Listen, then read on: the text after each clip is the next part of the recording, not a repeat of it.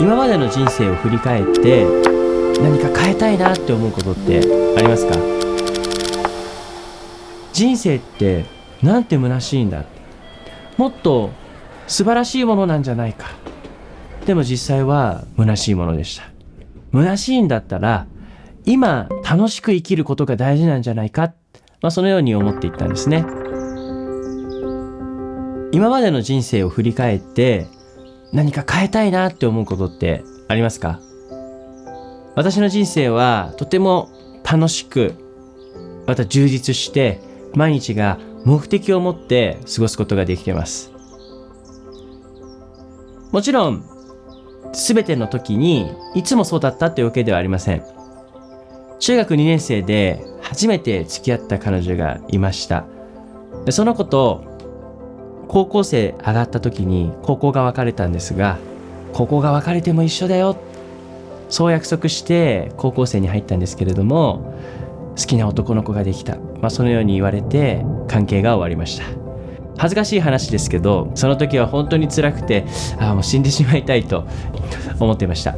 そして私は別れたことをきっかけに、愛っていうのは永遠じゃないんだなっていう、一時的なものなんだな、虚しいものなんだな、そのように思ったんです。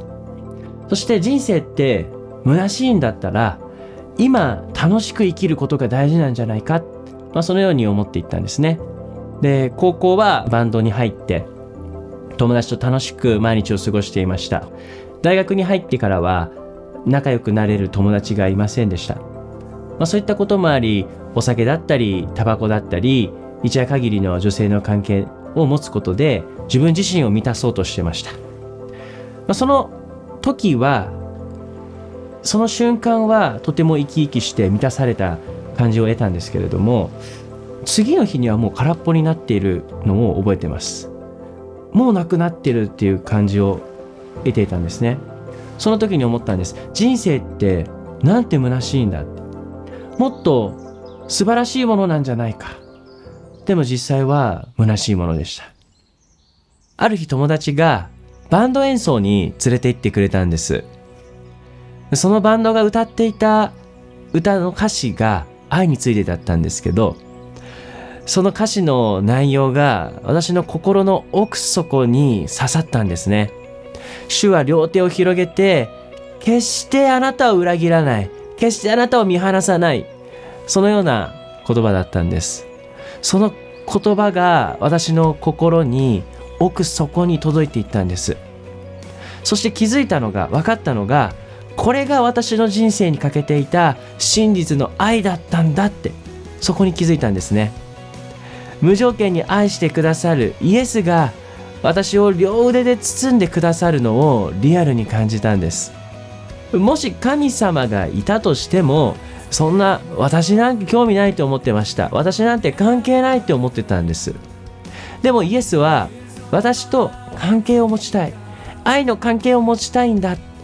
そのことに気づいた時に私は感情的になり、心を開いて泣き始めました。でもそれを通して私の人生が変わり始めたんです。お酒だったりタバコだったり女性関係だったり興味がなくなっていったんです。なんでかというと、自分の心はもう無条件の愛で満たされているからなんです。そして私はその少しした後に結婚しました。結婚して無条件の愛は何か、自分も実行するっていうことを知ったんです。それは自分中心ではなくて相手を第一に思うっていうことを私は知ったんです。人生というのは虚しいものではなかった。なぜなら